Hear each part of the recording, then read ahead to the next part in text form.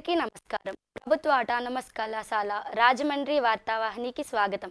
నా పేరు N Sujana Maheshwari, BCom computer application second year. ఈరోజు వార్తలలోని ముఖ్యాంశాలు. మొదటగా కళాశాల వార్తలు. రాజమహేంద్రవరం ప్రభుత్వ ఆటానమస్ కళాశాల మహిళా సాధికారత విభాగం ఆధ్వర్యంలో గురువారం కడియం మండలం జేగురుపాడు జిల్లా పరిషత్ ఉన్నత పాఠశాల బాలికలకు సంకల్ప కార్యక్రమాన్ని ఆర్ట్స్ కళాశాల విద్యార్థినీలు నిర్వహించారు.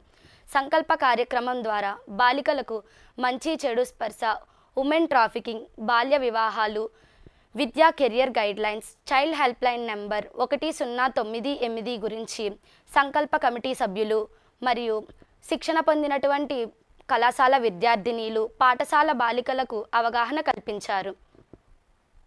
అంతర్జాతీయ వార్తలు. ఉక్రెయిన్ రాజధాని కీవ్పై క్షిపణి దాడులు. శనివారం ఉదయం ఉక్రెయిన్ రాజధాని కీవ్పై రష్యా జరిపిన తీవ్ర క్షిపణి దాడుల్లో కనీసం 4 పౌరులు మృతి చెందగా 15 మందికి పైగా గాయపడ్డారు. జాతీయ వార్తలు. వాణిజ్య ఎల్పిజి సిలిండర్ ధరల భారీ తగ్గింపు. ఆగస్టు 1 నుండి వర్తించేలా ప్రభుత్వ రంగ చమురు సంస్థలు 19 కేజీల వాణిజ్య ఎల్పిజి సిలిండర్ ధరలను ₹200 పైగా తగ్గించాయి. ఢిల్లీలో ₹202, కోల్కతాలో ₹209 చొప్పున ధరలు తగ్గి హోటళ్లు, చిన్న వ్యాపారులకు ఊరట లభించింది. ఆంధ్రప్రదేశ్ వార్తలు. వేగంగా పెరుగుతున్న గోదావరి ప్రవాహం.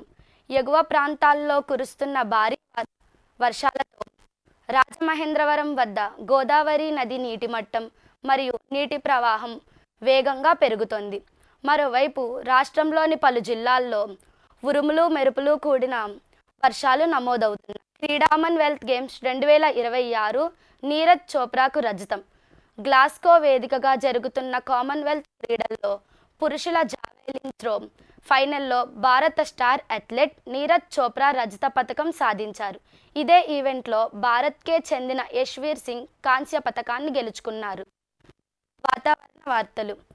తెలుగు రాష్ట్రాలకు వర్ష సూచన. ఆంధ్రప్రదేశ్లో వాతావరణం. కోస్తాంధ్ర, రాయలసీమ ప్రాంతాలలో ఆకాశం పాక్షికంగా మేఘావృతమై ఉంటుంది.